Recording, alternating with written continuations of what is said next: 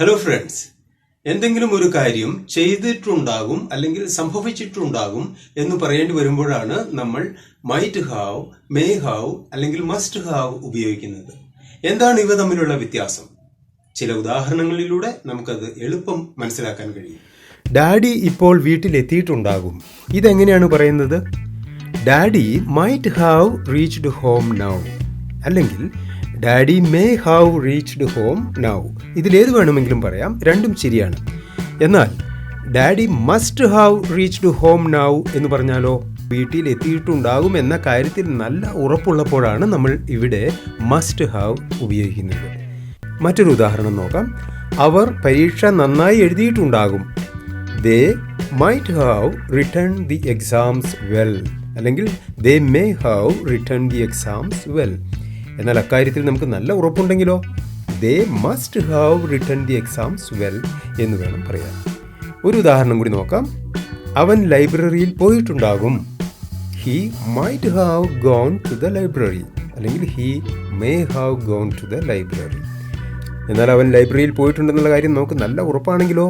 He must have gone to the library എന്നും പറയാം. അപ്പോൾ ഒരു കാര്യം ചെയ്തിട്ടുണ്ടാകും അല്ലെങ്കിൽ സംഭവിച്ചിട്ടുണ്ടാകും എന്ന് പറയേണ്ടി വരുമ്പോഴാണ് നമ്മൾ മൈറ്റ് ഹാവ്, മേ ഹാവ് അല്ലെങ്കിൽ മസ്റ്റ് ഹാവ് ഉപയോഗിക്കുന്നത്. എന്താണ് V3? ക്രിയയുടെ പാസ്റ്റ് പാർട്ടിസിപ്പിളിനാണ് V3 എന്ന് പറയാറുള്ളത്. എത്തിയിട്ടുണ്ടാകും എന്ന് പറയാനായി നമ്മൾ ഉപയോഗിച്ചത് റീച്ച്ഡ് എന്ന വാക്കാണ്, അല്ലേ? അത് റീച്ച് എന്ന ക്രിയയുടെ പാസ്റ്റ് പാർട്ടിസിപ്പിളാണ്. Reach, reached, reached. ഇവിടെ പാസ്റ്റ് ഫോമും പാസ്റ്റ് പാർട്ടിസിപ്പിൾ ഫോമും ഒന്ന് തന്നെയാണ്.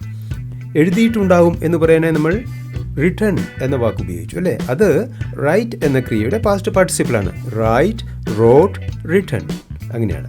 ഇനി പോയിട്ടുണ്ടാകും എന്ന് പറയാൻ ഗോൺ എന്ന വാക്കാണ് നമ്മൾ ഉപയോഗിച്ചത്. അത് ഗോ എന്ന ക്രിയയുടെ പാസ്റ്റ് പാർട്ടിസിപ്പിളാണ്, അല്ലെങ്കിൽ V3 ഫോമാണ്.